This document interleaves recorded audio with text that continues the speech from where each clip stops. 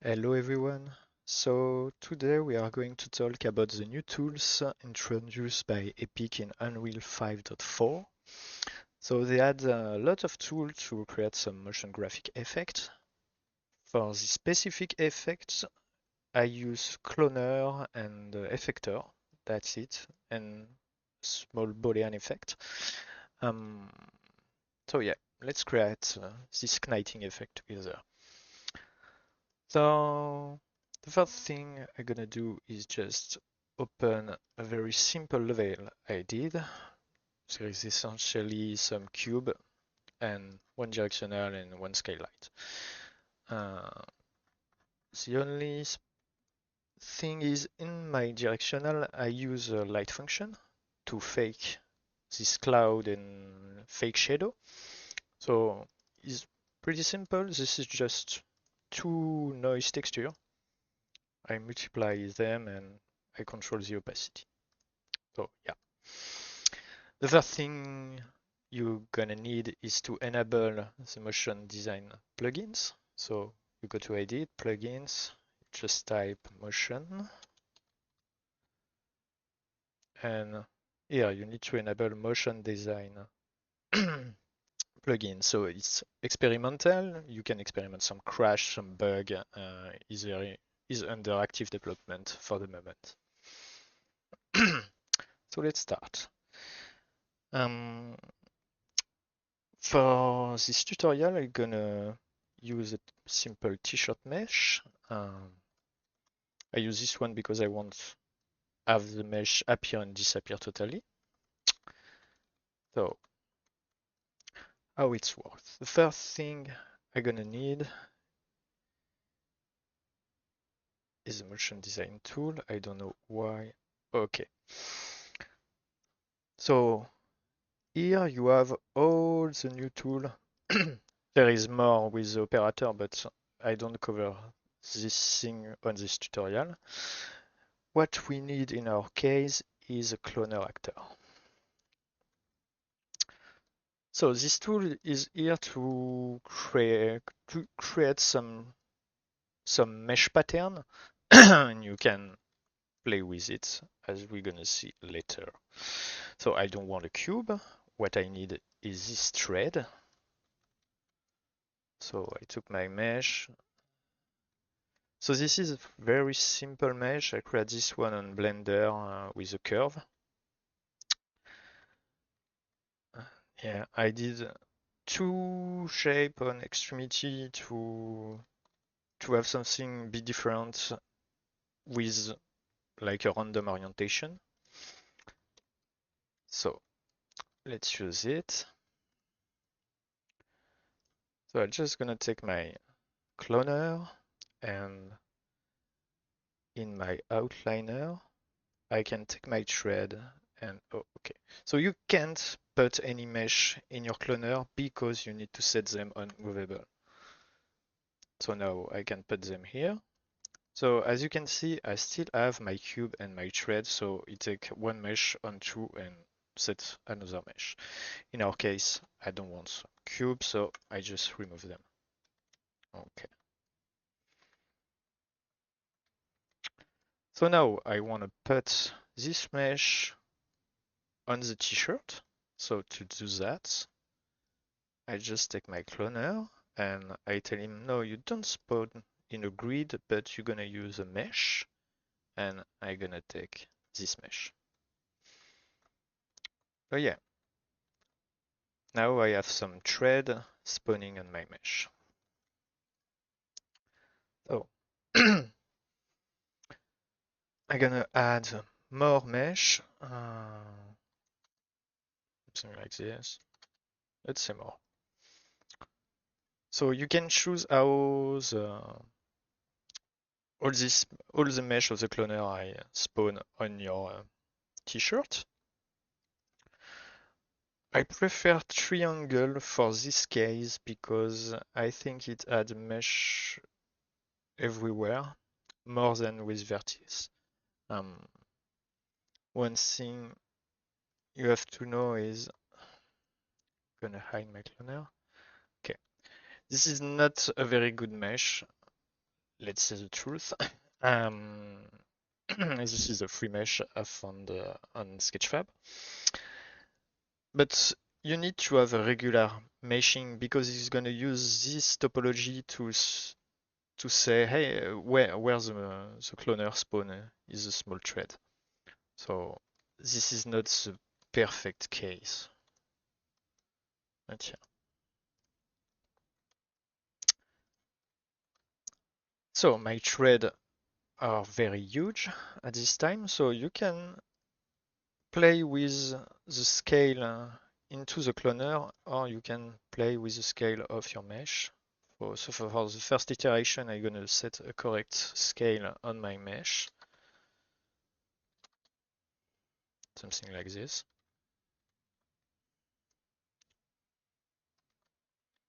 Okay.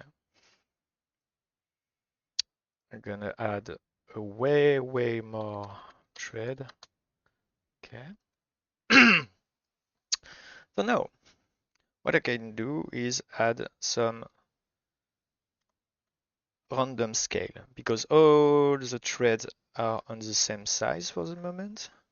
So in your cloner, you can enable the range.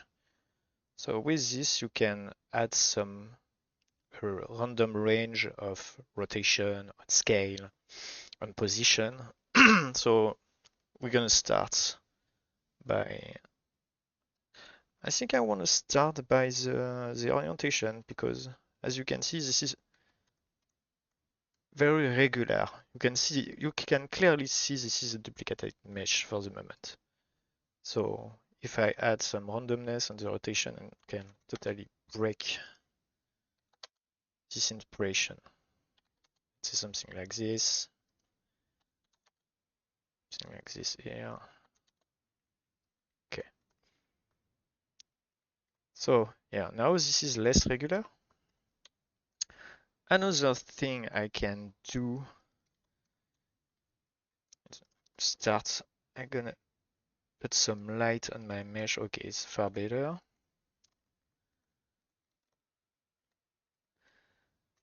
And now let's add some randomness on the scale.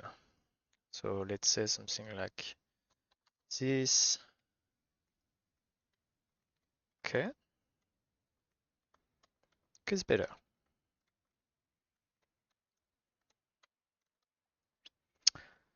So let's add way more mesh as usual. Something like this. Okay. So now our cloner mesh are here every time, but we want to have them appear and disappear. So what we can do is use a new effector. Okay, so by default, when you add an effector, you add a sphere. And by default, the sphere is set to just add some offset on your cloner mesh, as you can see. So in our case, what we want is more a plane because I want to cut my mesh. Sorry, I want a box in my case. So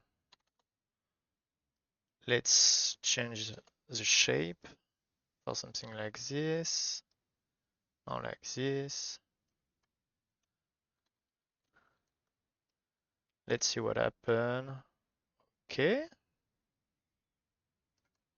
So I don't want to have an offset effect, so I put it on 0. I want to change the scale of my mesh. Okay. So now when my effector go on the cloner mesh, we have this effect. So I'm gonna change just a bit this one, this one. Okay. I set it my box on something huge. If I change the mesh and the scale change, the effect still works. Okay. So what we can do now. So we want to see all these small threads before my box go into it. So I just gonna reduce way more the scale. Okay. And on my effector, I'm gonna change this effect for something bigger. Maybe something bigger, not too much. Okay.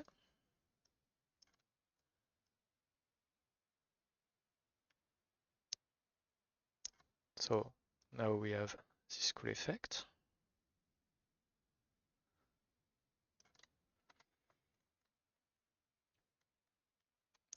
So the problem here is now the problem is we still have our t-shirt mesh before the threads appear. How we can remove it? So to do that, I'm gonna use another new function added in 5.4. This is the Booleans. So to do that, I'm gonna create just a simple cube. I double click, remove it. Where is my new cube? It's here, great. So I'm gonna link my cube to my effector. I'm gonna put my cube on 0 in location, 0 in rotation. And I'm gonna scale it on the same size of my effector, something like this. I named something big here, something big here. I want to cover the t-shirt. And I'm gonna go on the edge into the middle of my effector, something like this, okay? So now, the next step is to say, okay, when the cube hits the t-shirt, there is no mesh of the t-shirt. To do that, we're gonna use Booleans. So if you go into operator, you have to take the t-shirt mesh, and we need to set him on dynamic mesh converter. So now I have set my mesh to receive more effect into the operator. So in our case, we want to say, okay, I took the cube. Because I create my cube with motion design, it is ever a dynamic mesh by default. And I'm gonna use Boolean. So the cube is not a target. I want subtract. Okay. And the t-shirt, here, the t-shirt gonna be a target. Okay. So now, if I took my effector and move it, the t-shirt appear and disappear.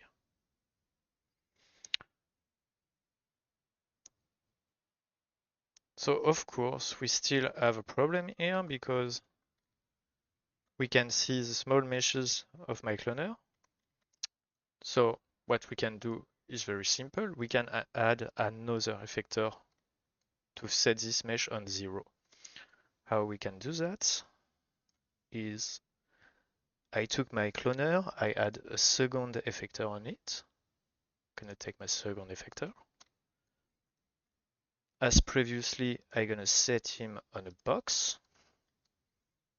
I'm gonna link it, this effector, to the first. I put the location on 0, the rotation 2, and I just gonna change this. I want something bigger. I want something larger. Okay. And I do the same for the inside. Okay. Now I can put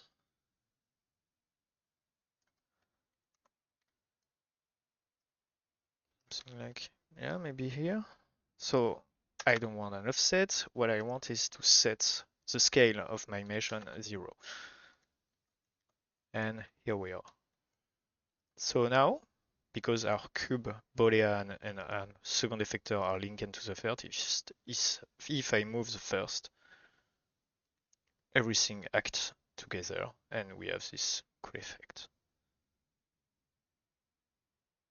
Okay, so now you can do what you want with the position and the effect gonna work in every case. So this is the base, but now we can add a better visual. So what I want to do is to tweak a bit this effector. If I display it, okay, another thing is, as you can see, we have like a red box. This is our cube. What you can do is just remove the visible up and yeah. So, because it's a bit annoying. So for the moment on my effector, I have something very tight and maybe, as you can see, it's very 0, 1. This is very hard edge. I want something with more subtlety. So how I can do that is I can add a more outer extent and change my curve because for the moment it's linear. I can probably find something more cool like in sine or not.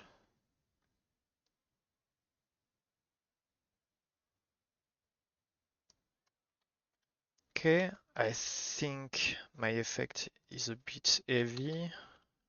I want something with more detail. Something like this.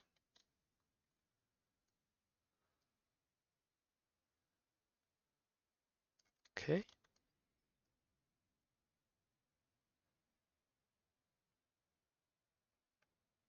Okay, it's a bit cool.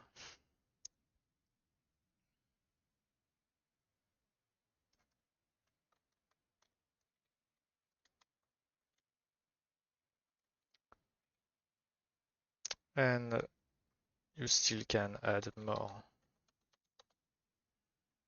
thread. Okay. So the most, I know this is an intuitive, but the most expensive part of what we do is the Boolean cube. This is a very hard limitation. My t-shirt is very low poly because if you have a way too much poly, it's gonna be very performance heavy. It's very hard to have a real-time Booleans. So yeah, it's very expensive. So here I make just a small cut. I tweak a bit the material and it's pretty hit. So another thing I want to show you is if you want add a pattern. So to do that, I can use a decal. I don't gonna do a tutorial on how you can make a decal, but I use the decal you can find on Quixel Bridge. So if you go on Quixel Bridge and you type decal, you have the category just here.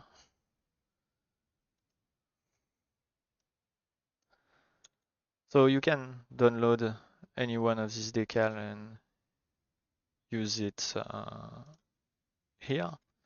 So with that, I can very quickly add an image or anything on my mesh.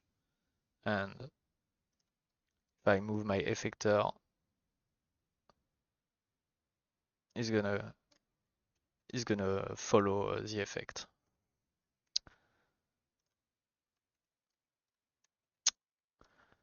So another thing I can show you is if I go to my igniting 3D shape. So here's a bit different. So as you can see, we have two mesh on this one. So I have a first mesh, and if I add my effector, this is very similar to what we do previously. So what happened here? We have the same thing. We have a pattern. We have a decal. I think I put this one here. Okay. But as you can see, the decal is only on the black mesh. So how I do that? So it's very simple. It's just if I took this mesh and I go into detail and I type decal, as you can see, I disable the resave decal. If I put an on, now we have the decal on the two meshes. But if I took this one and remove, and yeah.